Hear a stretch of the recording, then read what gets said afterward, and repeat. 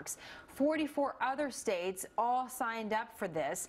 The goal, using national standards to teach children in a more clear and consistent way.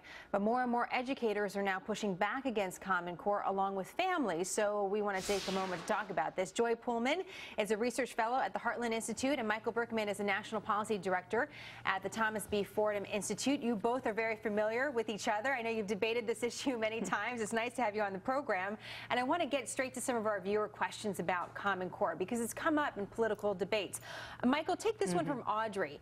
Audrey says, leave education to the states, teachers, and local school boards. Also, parents need to be more involved. That's a feeling a lot of our viewers had, a reaction to when we said Common Core. They feel like it's a big government issue. You say what to that? Well, I'm all for getting big government out of our schools. We should leave education to the parents, to the teachers who know best.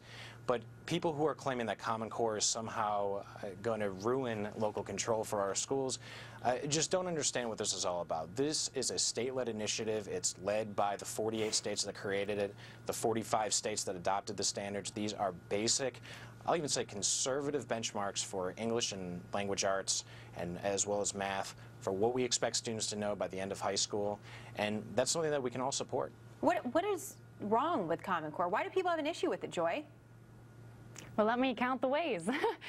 So there are three things that I usually say to folks. The first one is that, first of all, Common Core is not research-based. All the research that folks say supports it was mostly paid for by the same organizations that went out and tried to sell it to the states. The second one is that Common Core is really central planning, and it takes away parents' and teachers' voice in education. You have other people coming and bossing around parents and teachers in the classroom, and as we know, that's not a good way to run education. And the third one, of course, is that Common Core is flattening, destroying school choice just as it's about to bloom, and school choice really offers children the most opportunity and the most opportunity and chance to do better in school. Michael, how do we know if it works? I mean, what's the way to check to see if Common Core is successful amongst our kids? Well, we have to let the teachers and the experts try it out. And, just responding to Joy's claims, none of those things are actually, as she said, research-based. None of those things are actually accurate about the Common Core. And in fact, Joy's group and many other Common Core opponents have been out there trying to kill the Common Core before it even takes effect, not letting these teachers even give it a shot. Joy and I probably actually agree that, to take one example, Indiana, they've actually lowered their standards from what they had with the Common Core because of the political backlash. It's interesting that you bring that up, Joy, because you wrote on that very topic, because you were disappointed with what Indiana is now putting in place besides Common Core. What do you think is the model for success when it comes to education? Well, as I mentioned with my previous answer, I think it's really good to let families and schools choose different ways of educating kids. So I just spent a few days in Colorado looking at some of the best schools in the entire country, and they have two very different ways of not doing Common Core, and their children are thriving.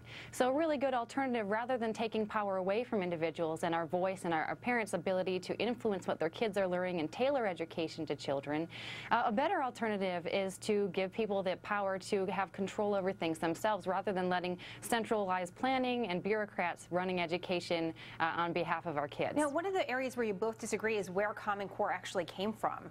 Mike, you describe it as being part of the state governor, superintendents coming together and putting together a plan.